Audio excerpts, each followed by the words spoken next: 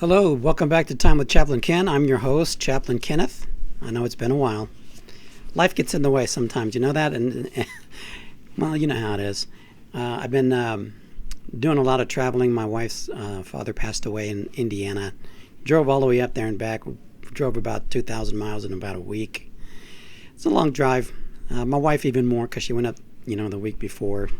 So if you can keep her in your thoughts and prayers, I'd really appreciate that. But it's good to be back with you. We're still going through the book, Getting Out of Your Way. Practical Lessons for Conquering Procrastination, Fear, Envy, Neediness, Guilt, and More by Mark Goldston, MD, and Philip Goldberg. So I'm excited to get back with you again. And today we're going to be looking at holding grudges. Do me a favor, though, before we get into the video. Do me a favor, go back on the website or the Facebook page or whatever page you're looking at. Let's see, I'm on Facebook, I'm on Rumble, and LinkedIn, and YouTube. Check out those and see if all the previous videos are showing up. My last one, I'm not seeing it on my feed. Getting out of your own way. Saying yes when you want to say no. See if that one's on there. Saying yes when you want to say no. Remember, we're looking at self-defeating behaviors and how they ruin us, how they complicate our lives. And so holding a grudge is what we're going to be looking at today. The author speaks for a little bit and he talks about forgiving and forgetting. When we hold a grudge, it's because usually we're having a problem with forgiving and forgetting. Not forgiving and not forgetting is what we end up doing if we don't learn how to learn through our experiences. How do grudges happen? Well, they can happen a number of ways. A coworker, a spouse, a child, somebody in church. Some client says something. The traffic, the government. Your favorite politician's not doing what he's supposed to be doing, so on and so forth. But grudges come from many different areas and in many different fashions. So, not forgiving is often synonymous with continuing to blame. What helps grudges stay alive for such a long time is we tend to blame. Now, blaming is a defense mechanism we use to get the heat off of ourselves, so we don't have to look at ourselves. We point the finger somewhere else. It's always somebody else's fault, isn't it? And so it's easier to point the blame at somebody else rather than coming to own your behaviors and your contribution in the problem, in the thing that's causing you the discomfort, that's creating the grudge. So it's a defense mechanism. It protects you from having to own up to your own shortcomings. And similarly, not forgetting is the equivalent of continuing to remember. So if you're constantly holding a grudge and you're constantly pointing the finger, and you're not forgetting the mishap or the hurt, what are you really doing to your life? How is it short-circuiting any advance that you might have with peace, towards peace? Well, if you're constantly pointing fingers at somebody else, you're keeping the trauma alive and the drama. You're keeping the drama and the trauma alive, and if you can't forget and you're constantly remembering, what happens, and he points this out in the book, and he brings up a good point. When you're constantly remembering, you're keeping it alive and you're giving it legs. You're giving it the opportunity to abide in your head and in your heart. And so the grudge that you hold hurts nobody but yourself. Because chances are the other person that you have the grudge against they're gone and forgot all about it. Lots of times we go through life and we don't even consider what we're doing. And so sometimes the other person does and says things that hurt us, and we're the one that hold the grudge, and they move on with their merry life as if nothing ever changed. He says this, when is it safe to forget? So if you're constantly remembering, you're keeping it fresh, you're keeping it alive. And the way human nature is, once we identify something like that and we can point a finger at somebody else, we can hold that grudge for a good long time. It's the longest time you've held a grudge. Put it in the comments. Let me know. I've known people that have held grudges for eons. I mean, I know I'm exaggerating. Years. Tens of years. 20, 30, 40, 50 years of an offense that happened a long time ago, and they still point the finger at the other. Because it gives you a sense of righteousness to be able to point at the other and say, I didn't do anything wrong. They did. Look what they've done. And you keep it alive this way. And also, when you do that, you keep the pain alive as well.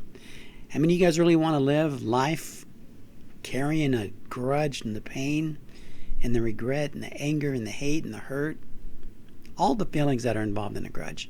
How many of you guys really want to go through life holding on to all that junk? Some people do. Gives them a reason to live. Gives them a reason to point at somebody else rather than themselves. So he says this in the book, and I like this. When is it safe to forget? He says, when you have learned whatever you need to know to prevent a harmful situation from reoccurring. This is when you know that it's safe to forget. Makes sense, doesn't it? Let me read that to you again. When is it safe to forget? When you have learned whatever you need to know to prevent a hurtful situation from reoccurring. If you've gone through something and you've held a grudge and you've learned the lesson of, it could be a lot. It could be stay away from that person. It could be don't associate with the wrong person again. It could be change the behavior that you contributed to the dilemma. You've learned your part. You've shown ownership of your part. You've changed yourself, and now you know how to avoid the situation again so you don't repeat it. That's when you learn to forget about it.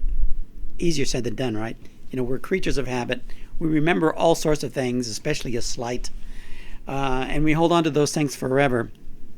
For some strange reason, we do it all the time. I've met lots of people that hold on to stuff for such a long time, and they just don't know how to forgive and forget.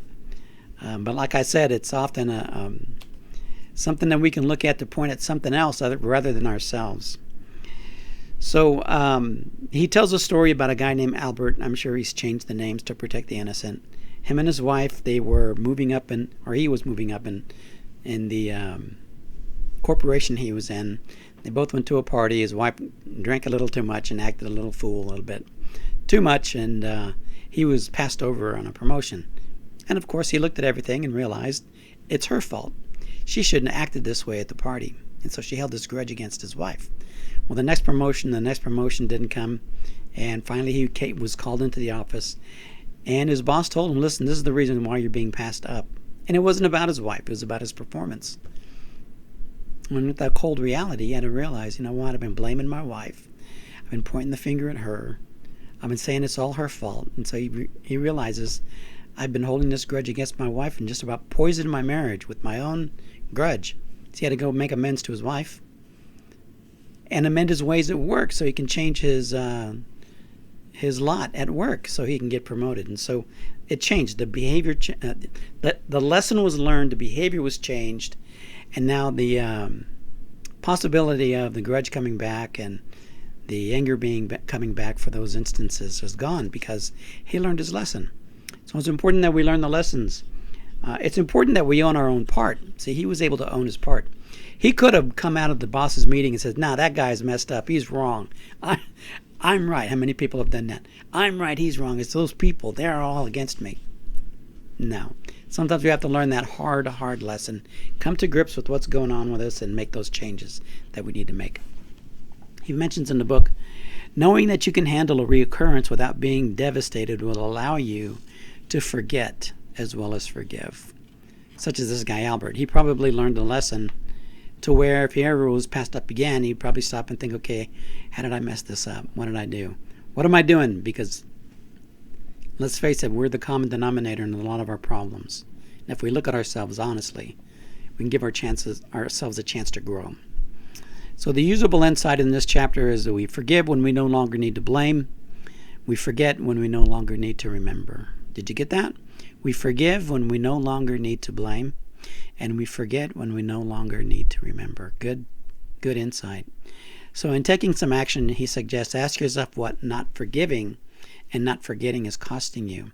Ask yourself what the payoff is, because there usually is a payoff. That doesn't make any sense, but there's usually a payoff. For instance, for Albert, what's the payoff for holding that grudge and not forgiving his wife? Well, he doesn't have to look at himself. He can continue to look away from him and doesn't have to face the music, so to speak. And he can live in blissful ignorance, blaming the other party. And then he says, acknowledge what the other person did wrong and what you would need from him or her in order to feel safe in the future. Acknowledge what the other person did wrong and what you need from him or her in order to feel safe in the future. Let's say you do that and you don't get a good, proper response.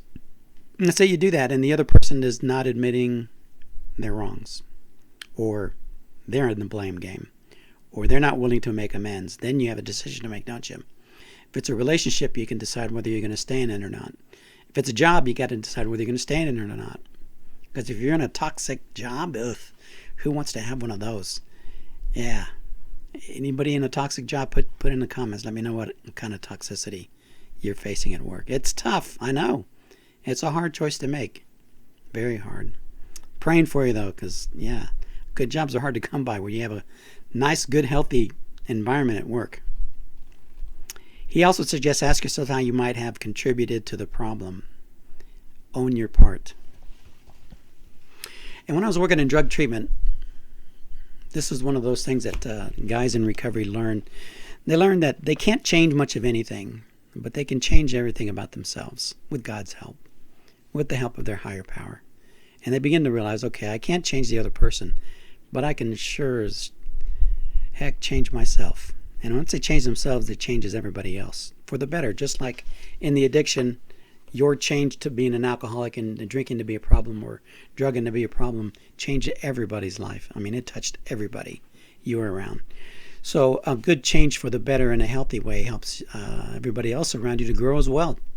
Family, children, wife, co-workers, brothers, sisters, they all change when you make a positive change in yourself. So ask yourself how you might have contributed to the problem, because that way you can at least clean up your side of the street, right? All right. And then he says determine what you need to learn to prevent a reoccurrence. Learn the lesson. Don't be stubborn. If these instances come up again and again, then you haven't learned your lesson from before. Learn your lesson. Find out what it is that's going on with you that's might be contributing to the dilemma, not blaming you, but contributing to. Because everybody plays a part in those kind of problems. And determining what your part is important. You look at that and you realize, okay, my part is this. However, and here's the caveat, if you had to make a decision, it was your part, and it was based on principle, good, solid principle, that you were willing to go through the drama, then you have to be willing to let go of the grudge and realize that whatever you're going through is based on principle because you're doing the right thing. And other people are holding grudges. You stand on principle. If you know it to be true and right. I mean, if you can look at it principally and say, this is right, I'm doing something right, and it causes problems, then you got to stick to your guns. And I'll be there to support you. Stick to your guns because principle, especially if it's biblical, and if it's principled because it's the right thing to do, then chances are you wouldn't have a grudge anyway in those circumstances, even though it could happen. But chances are, principally, you can look at it and realize, okay, this drama isn't about me. It's about something else, somebody else. And you stick to your guns. And then he suggests move on in your life. Move on in your life. If you create a more fulfilling future, you'll find it easier to forget the past. As you learn life's lessons, you grow. You don't allow them to happen again because you've changed your input. And chances are those things will go by the wayside. So getting out of your own way means not holding a grudge. Getting out of your own way means learning how to forgive. And then getting out of your own way, another way to do that is to learn to forget. And like the book says, when you've learned whatever you need to know to prevent the hurtful situation from recurring, that's when you know you're safe to forget. Walk past it. Don't carry that junk around with you. Because you don't need the extra baggage, because tomorrow's going to have its baggage of its own. So the quicker you can get rid of the old junk, the better. Because trust me, there's more junk to learn in life, isn't there? So that's chapter 8 of getting out of your own way and holding a grudge. I hope you don't hold a grudge. I hope it's for your sake, self-preservation. You learn to forgive, forget, walk past it, learn the lesson, and grow from the experience. Well, I hope this helps. It's good to be back with you again, and I'll get one out in the next couple of days. I'm going to get back into this so I can get through the book. Okay? Thank you for listening. If you like it, give it a like, give it a follow. Share it with your friends. I'm not getting paid anything to review this book. The author did connect with me online and thanked me for going through this book because it is a good book. So if you're in a Barnes and Noble or something and you see this book, go ahead and pick it up. It's got good information in there. All righty. Well, take care. God bless. And pay attention to yourself. All right. See ya.